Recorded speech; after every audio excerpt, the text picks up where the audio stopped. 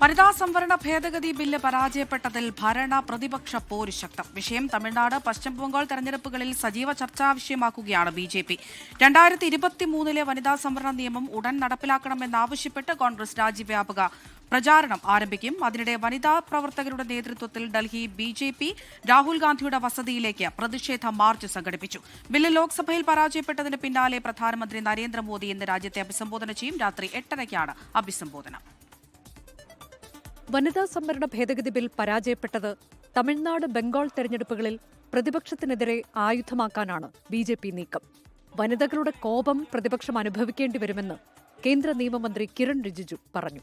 Congress party और विपक्षियों को भारत की महिलाओं का गुस्सा झेलना पड़ेगा. मैंने तो कल ही बता दिया, ये काला दाग कांग्रेस और उनके साथियों के ऊपर लग गया है, वो जिंदगी भर साफ नहीं कर पाएगा.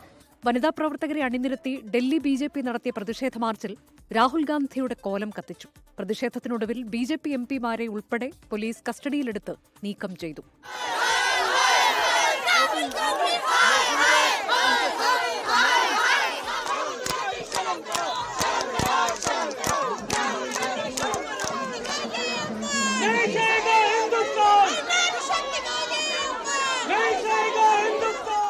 അതേസമയം BJPയിലുള്ള വിശ്വാസം ജനങ്ങൾക്ക് നഷ്ടമായെന്ന് പ്രിയങ്ക ഗാന്ധി പറഞ്ഞു.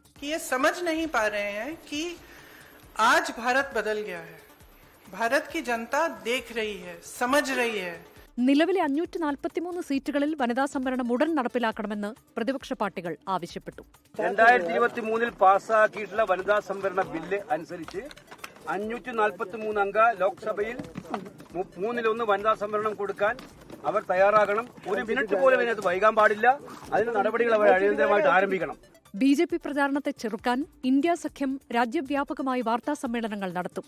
കോൺഗ്രസ് ഉൾപ്പെടുന്ന പ്രതിപക്ഷം വനിതാ സംവരണത്തിനെതിരാണെന്നാരോപിച്ച് BJPയും പ്രചാരണത്തിനൊരുങ്ങുകയാണ്. 24 ഡൽഹി.